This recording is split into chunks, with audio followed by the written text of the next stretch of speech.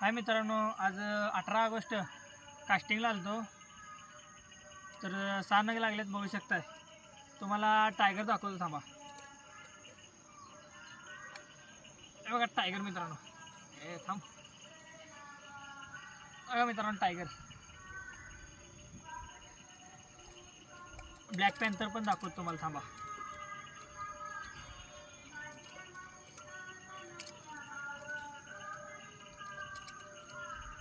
हे बघा मित्रांनो ब्लॅक पॅन्थर असं आहे.